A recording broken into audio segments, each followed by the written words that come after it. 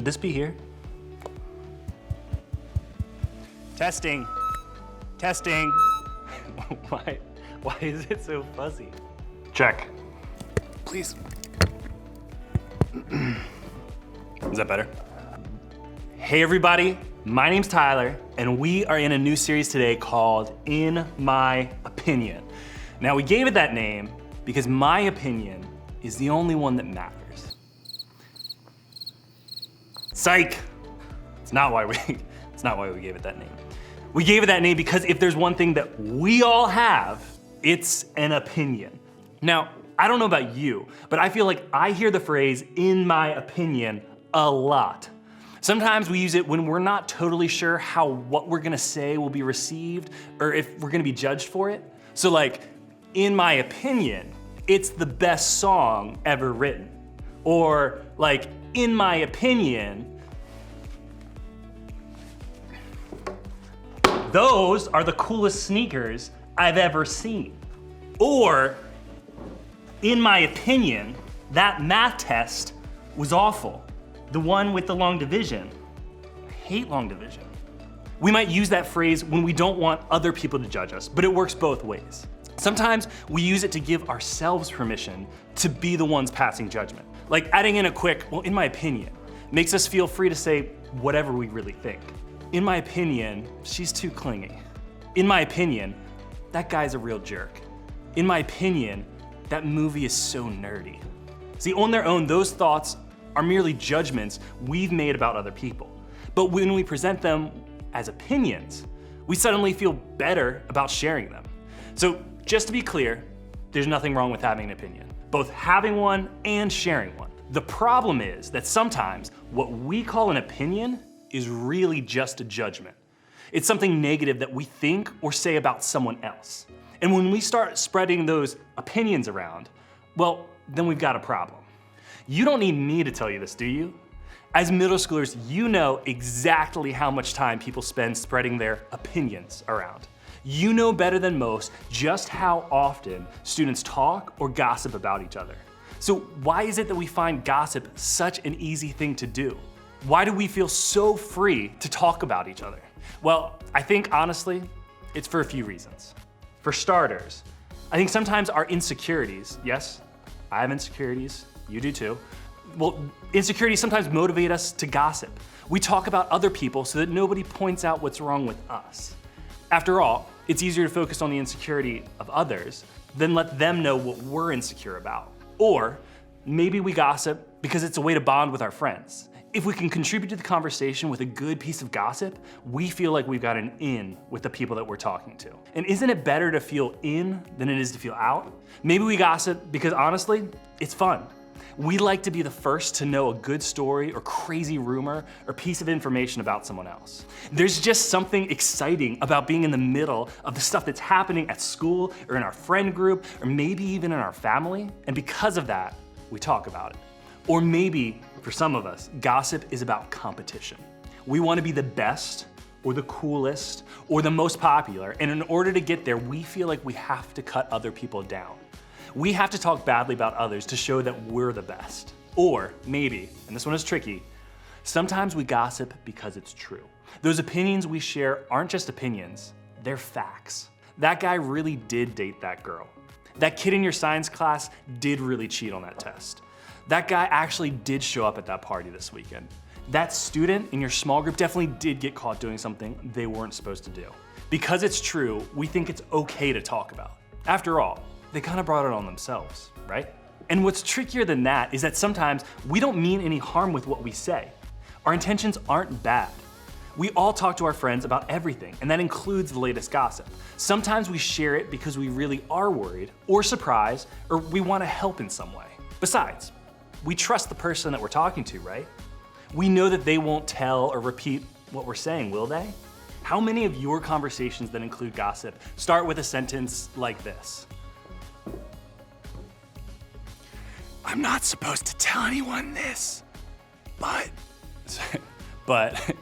So like the reality is that the gossip is a huge part of our current culture. We have TV shows and podcasts and other forms of entertainment that are basically centered around the idea that it's okay to gossip and judge people.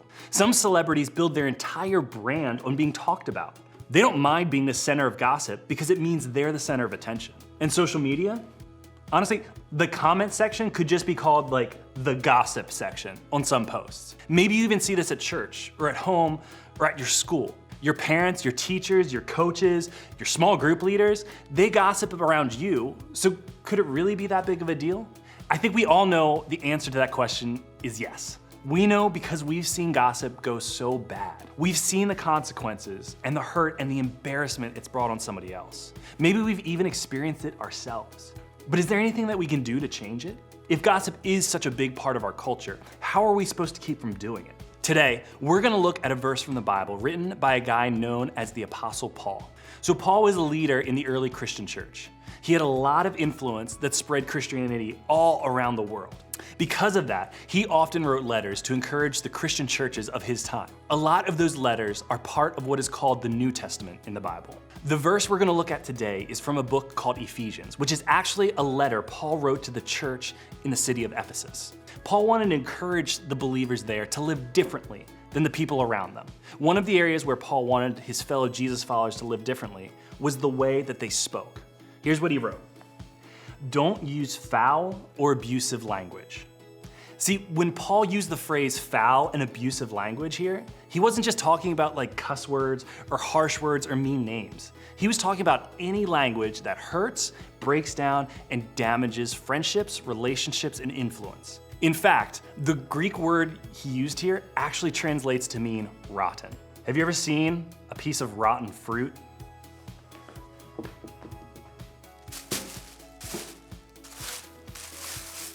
Well, it's disgusting, it smells bad, it turns a nasty color, it attracts flies. Have I said it smells bad? Really bad. That is tough.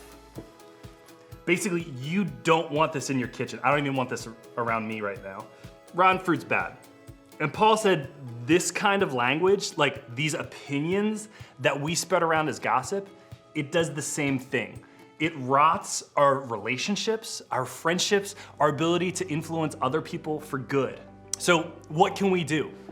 How do we start to produce good fruit instead of rotten fruit with the words that come out of our mouths? Well, I think something Jesus said can give us an idea. Take a look. It's not what goes into your body that defiles you. You are defiled by what comes from your heart.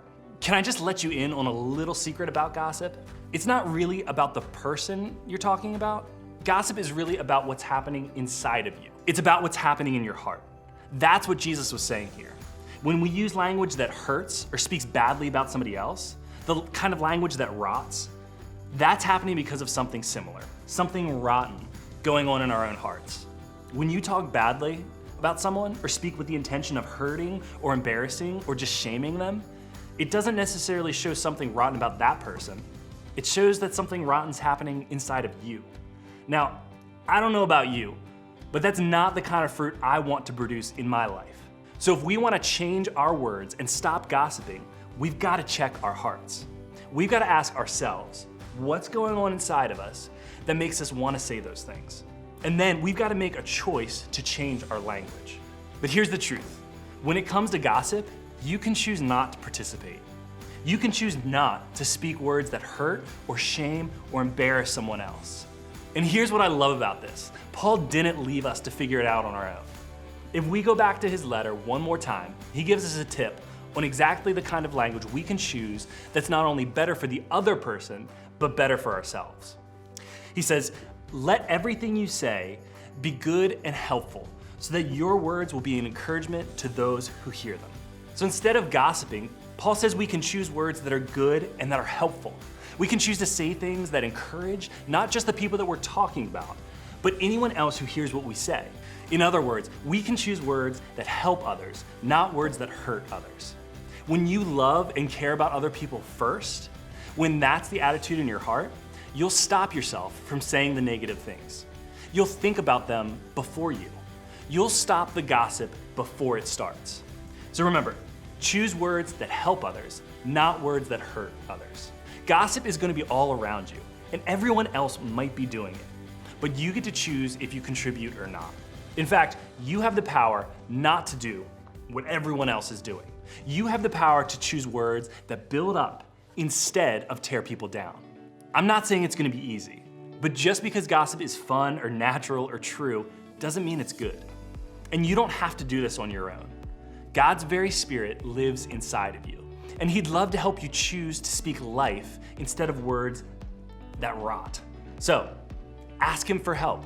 So next time you find yourself about to give an opinion you know is nothing more than gossip, I want you to stop and ask yourself this.